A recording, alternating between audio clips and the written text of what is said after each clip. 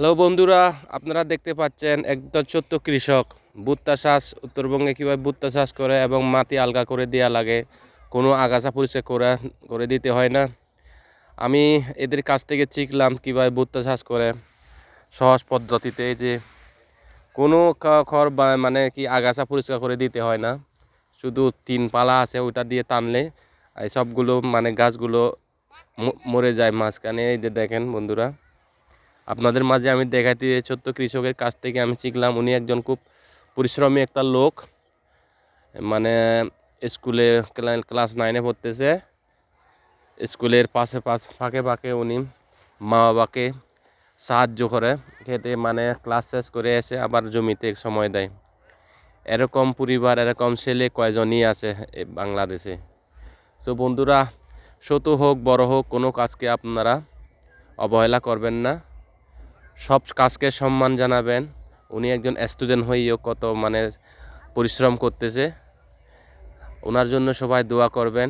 এই যে দেখেন, এই যে ইয়াটা তিন পালা ওইটা, হ্যাঁ এই যে কেমনে কেমনে মানে এই যে মাঝখানে দিয়ে টানে দেয়, কোনো মানে বাঁচানো লাগে না।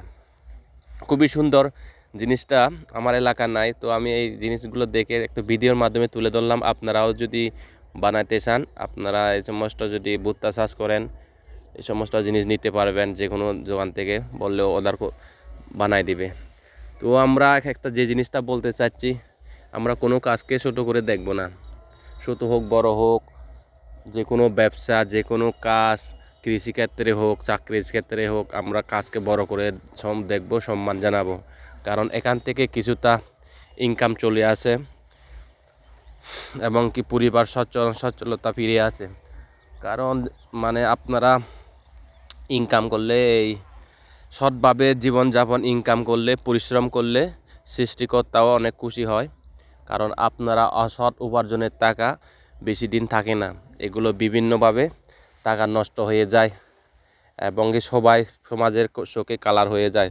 সো আপনারা নিজে পরিশ্রম করে যে টাকা পয়সা ইনকাম করবেন, সেগুলো বরকত দেয় সৃষ্টি।